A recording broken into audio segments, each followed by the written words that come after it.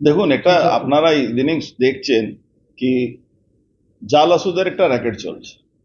Mamata Banerjee super specialist hospital 8 বছর আগে ঘোষণা করেছিলেন এই হসপিটালে, বা নৈহাটি হসপিটাল হোক বা এখানে যেই হসপিটালগুলো আছে, না সুপার আছে, মানে না সাফাই কর্মচারী আছে, আর না স্পেশালিস্ট আছে, মানে কোনো ডক্টর নেই, আর না হসপিটাল আছে।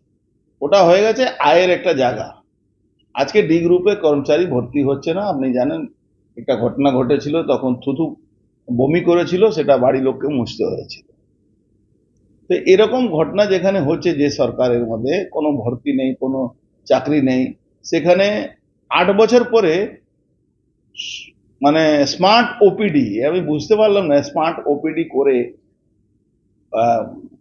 যে ট্রান্সফার এখান থেকে শুধু রোগীদেরকে করা হয়, কোনো ট্রিটমেন্ট নেই, কোনো টেকনিশিয়ান নেই, কোনো ডাক্তার থাকে না, সেইখানে এই সরকারি টাকা, মানুষের ট্যাক্সের টাকা খরচ করে কি বুঝাতে চাইছেন এখান থেকে? আর সেখানে সেই অনুষ্ঠানে ডিএম, এসডিও, সিএমও সামনে এখানকার সুপার, তিনি ষষ্ঠাং দণ্ডবত, মানে ষষ্ঠাং প্রণাম করছেন পার্থভূমিকে পা ছুঁয়ে। ওটা সরকারি অধিকারী, সরকারি আধিকারিক, সরকারি অনুষ্ঠানে উনি বাড়িতে গিয়ে পা ছুঁতেই পারেন, কারোর সঙ্গে কোলাকুলি করতেই পারেন, কিন্তু একটা সরকারি অফিসার সরকারি মঞ্চের উপরে সরকারি পয়সা খরচ করে কি করে এটা করতে পারেন? আমি বুঝতে পারছি না। এরপরেও এই রাজ্য, এই সরকার, যেটা আগে মমতা ব্যানার্জি করেন, সরকারি মঞ্চটাকে ইউজ করে পার্টির মিটিং করেন, সরকারি পয়সা দিয়ে পার্টি মিটিং হয়, সরকারি মঞ্চ বেঁধে, সরকারি মাইক, সরকারি খরচা, সরকারি ট্রাভেলিং ব্যবস্থা নিয়ে উনি যান, আর মোদিজিকে, দেশের প্রধানমন্ত্রীকে গালাগালি করেন, বিজেপির বিরুদ্ধে কথা বলেন, আর সেই মঞ্চে সর্বোচ্চ আধিকারিকরা বসে থাকে, চিফ সেক্রেটারি থেকে নিয়ে, হোম সেক্রেটারি থেকে নিয়ে, প্রিন্সিপাল সেক্রেটারি থেকে নিয়ে। এটা আমরা কোন রাজ্যের, কোন দেশের, কোন রাজ্যের ফেডারেল স্ট্রাকচারকে সমর্থন করছি? আমি বলছি কাউকে প্রমাণ করাটা, প্রণাম করাটা কাউকে উচিত নয়।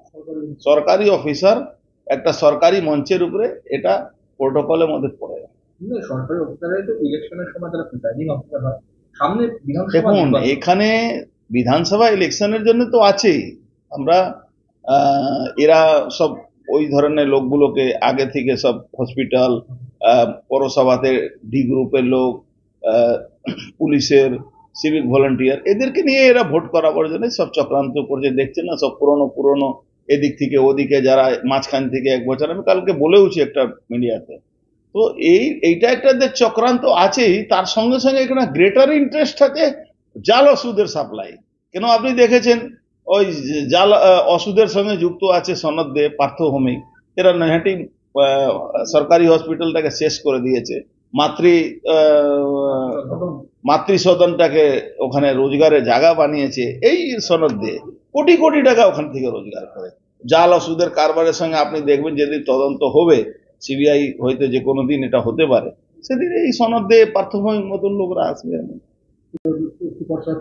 যেটা ছবি পেয়েছি সেটা টুইট করে মানুষকে জানাচ্ছি, গভর্নমেন্ট অফিসিয়ালকে জানাচ্ছি, জেপি নাড্ডাজিকে জানাচ্ছি, লিডার অফ অপোজিশনকে জানিয়েছি, কি এই ধরনের বাংলায় কি করে মানুষ থাকবে নিরপেক্ষভাবে, মানুষ এদের উপরে বিশ্বাস করে? এখন তো এই যে সুপার আছে হসপিটালে, তো মানুষই যাবে না। কেন? এই হসপিটালে সুপার তো একদম বুঝাই গেছে কি এটা তৃণমূলের ঝান্ডা নিয়ে ওখানে চুরি করার জন্য বসে আছে। তো অস্পষ্ট, মানে কি বলা যায়, জাল ওষুধ মানুষকে সাপ্লাই করবে, মানুষকে দেবে, মানুষ তো মারা যাবে। তার আগে পরিকল্পনা টাকা রোজগার করা মেন, এদের মেন হলো টাকা রোজগার করা পরিকল্পনা। এই পরিকল্পনার জন্যই সব করা হচ্ছে।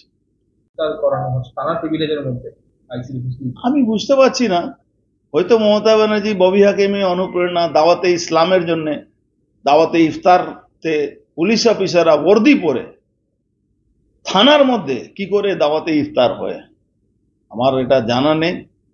থানার মধ্যে কালী পুজো করতে দেওয়া হয় না, দুর্গা পূজা করতে দেওয়া হয় না, কিন্তু থানার মধ্যে দাওয়াতে ইফতার, দাওয়াতে ইসলামকে কবুল করে, ববি হাকিমের আহ্বানকে সমর্থন করে এটা কি করে সম্ভব হয়? এর জন্য আমি ইলেকশন কমিশনকেও ট্যাগ করেছি কি এই পুলিশ অফিসারদেরকে দিয়ে বাংলায় ভোট হয়, এটা যেন আপনাকেও সচেত থাকে।